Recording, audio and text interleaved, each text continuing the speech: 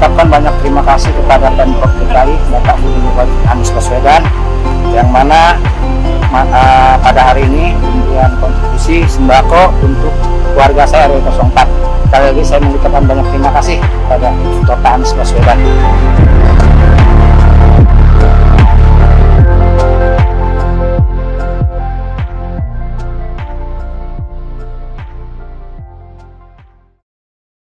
Assalamualaikum warahmatullahi wabarakatuh. Selamat malam, salam sejahtera untuk semuanya. Baru saja kita selesai melakukan evaluasi ringkas atas pelaksanaan PSBB di Provinsi DKI Jakarta. 3 hari pertama bersamaan dengan hari libur nasional dan akhir pekan, Jakarta relatif lengang, lalu lintas amat sepi, dan masyarakat banyak berkegiatan di rumah atau di lingkungannya, sehingga kita mengapresiasi sekali masyarakat yang memilih untuk berada di rumah. Nah, hari Senin ini nampak pergerakan lebih tinggi, jadi kami menyaksikan khususnya pergerakan dari luar Jakarta ke dalam Jakarta itu masih cukup padat. Nah, ini yang nanti akan kita lakukan sinkronisasi dengan kawasan sekitar kita. Jadi kita menyadari bahwa PSBB baru berlaku di Provinsi Jakarta, sementara Jabodetabek ini 3 provinsi. Ada Banten dan ada Jawa Barat. Nanti insya Allah hari Rabu tetangga kita di Jawa Barat sudah akan melaksanakan, mudah-mudahan di kawasan Banten juga segera, sehingga penegakan aturan menjadi jauh lebih mudah. Saat ini mulai dari tadi dan jam kemarin kita memiliki 33 checkpoint. Jadi dari jajaran Polda bersama dengan TNI dan Pemprov itu berada 33 checkpoint, 11 checkpoint di perbatasan, kemudian ada 13 di stasiun dan terminal, ada 5 di pintu masuk tol, dan 4 checkpoint di dalam kota.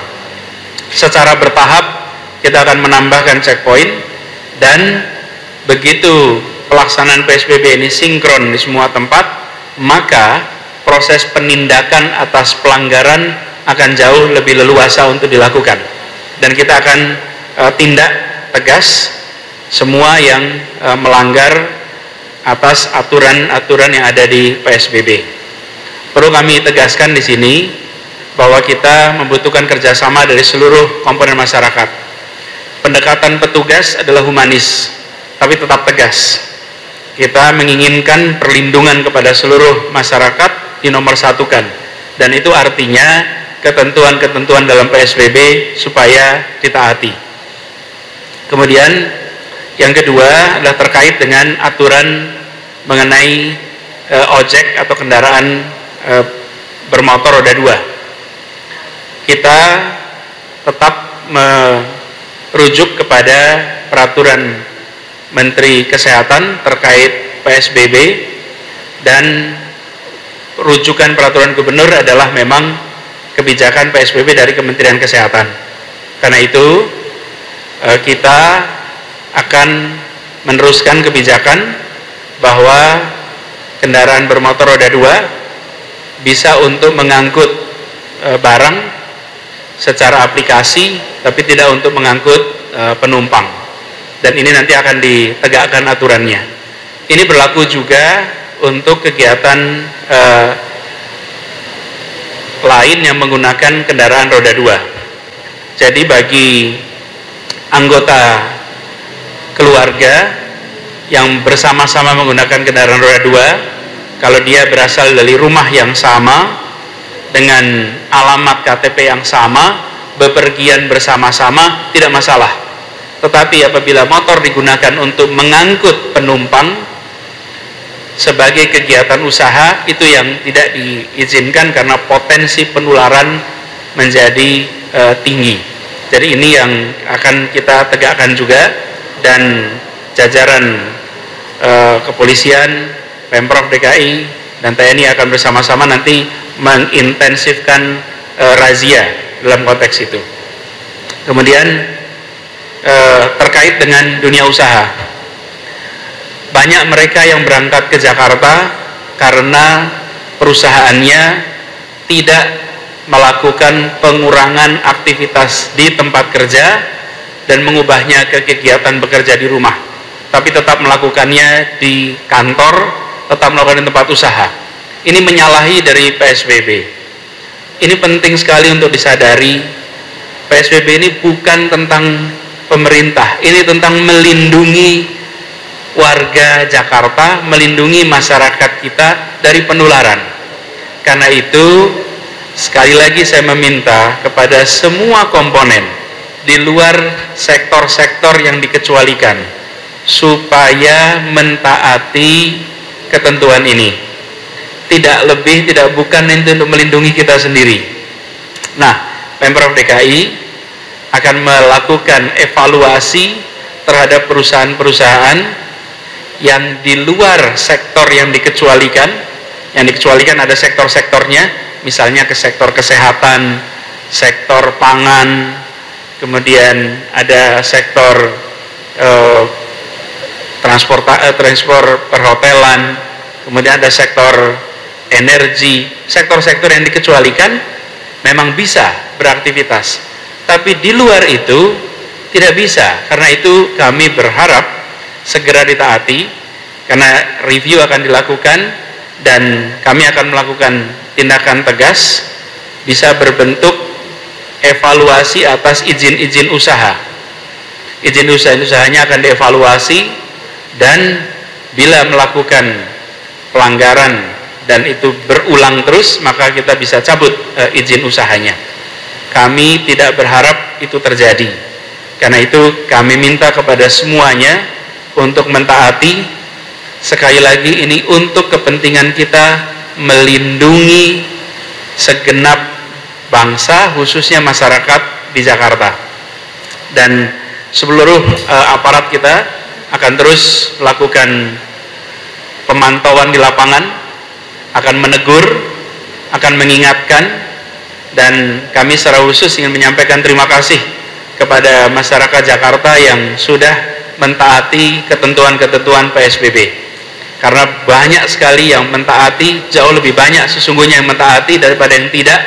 Kami sampaikan terima kasih. Tolong ingatkan kepada yang lain, kepada kepala keluarga, ingatan anggota keluarganya, ketua RT, ketua RW, ingatkan masyarakatnya supaya memahami dan mentaati. Dan kita bersama-sama bangun suasana di mana kita menjaga jarak, berada di rumah. Dan bagi semuanya yang memang harus pergi, jangan lupa dengan masker. Masker ini wajib dipakai, dan masker ini salah satu perlindungan paling penting pada saat ini. Jadi saya ingin sekali lagi menyampaikan terima kasih pada seluruh masyarakat yang sudah mentaati. Petugas kita akan terus bekerja, dan ini baru awal, masih ada hari-hari ke depan.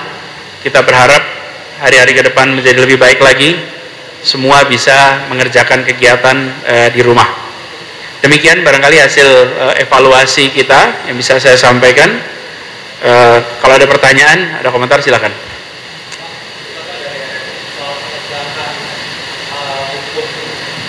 Terutama dari RRI soal penegakan hukum di jalanan, itu kan tadi Bapak bilang hari ini per hari ini tuh ada gelombang peningkatan kendaraan di DKI Jakarta. Nah itu konkretnya penegakan hukumnya di jalanan itu bagaimana? Ya. Nah terus Mas ada tangkapan gambar situasi di KRL komuter lain yang masih penuh sampai saat ini di tengah PSBB, nah, itu gimana? Ya, pertama ada checkpoint sekeliling Jakarta sebelum masuk. Di situ dilakukan pemeriksaan. Ada razia-razia di situ, dan kita pastikan terus, dari tadi juga sudah begitu, bahwa semua kendaraan yang masuk ke lingkungan kawasan Jakarta harus mentaati aturan PSBB. Itu Itu satu. Dan kedua terkait dengan KRL. Jadi nanti di kawasan, terutama kawasan tetangga kita di Bogor, di beberapa tempat yang lain, mereka akan melaksanakan PSBB hari Rabu. Jadi harapannya nanti akan sinkron dengan polisi di Jakarta. Tapi saya perlu garis bawahi bahwa selama perusahaan di Jakarta tidak mengurangi aktivitasnya, mereka akan terus masuk ke sini. Jadi penumpukan ini terjadi bukan semata-mata karena mereka mau berpergian, tapi karena perusahaan-perusahaannya tidak mentaati di sini. Karena itulah perusahaan-perusahaan ini akan dievaluasi, perusahaan-perusahaan ini akan diperiksa, dan bila tidak mentaati akan dapat sanksi. Jadi kita tidak bisa hanya mengatur transportasi umumnya, tetapi tidak membereskan di aspek ketertiban perusahaan-perusahaan yang berada di sini. Pak, mungkin satu lagi soal sekarang ini kan banyak muncul gerakan-gerakan kemanusiaan membantu sesama gitu. Nah tadi saya sempat melintas di kawasan Kramat Jati.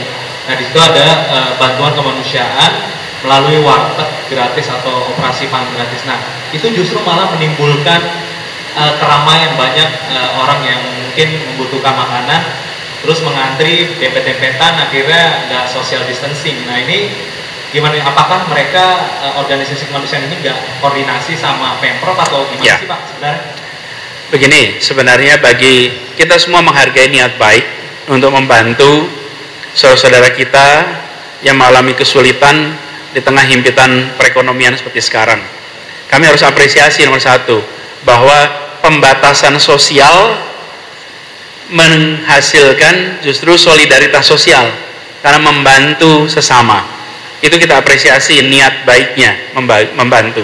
Yang kedua, saya ingin sampaikan kepada semua yang ingin membantu untuk koordinasi dengan Pemprov, dan kami akan dengan senang hati. Paling mudah datangi kelurahan setempat, nanti langsung akan dibantu untuk mekanisme distribusinya. Jadi kalau mau tidak langsung ke provinsi, mau langsung ke wilayahnya, silahkan. Kelurahan kita akan siap untuk membantu. Di Pemprov Jakarta sendiri sudah dibangun hubungan dengan lembaga-lembaga yang mengelola bantuan sosial. Nah, yang dikoordinasi ini proses pelaksanaannya jauh lebih teratur karena tidak dengan cara mengumpulkan orang, tapi justru dengan mengantarkan barang.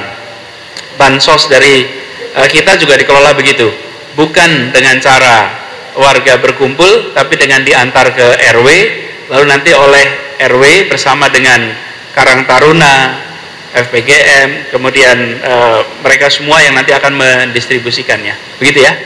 Oke, terima kasih teman-teman sekalian atas perhatiannya, dan sekali lagi saya sampaikan terima kasih kepada seluruh masyarakat yang sudah bekerja bersama menyelamatkan kita semua dari penularan.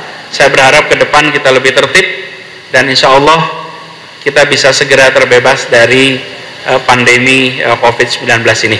Terima kasih. Assalamualaikum warahmatullahi wabarakatuh.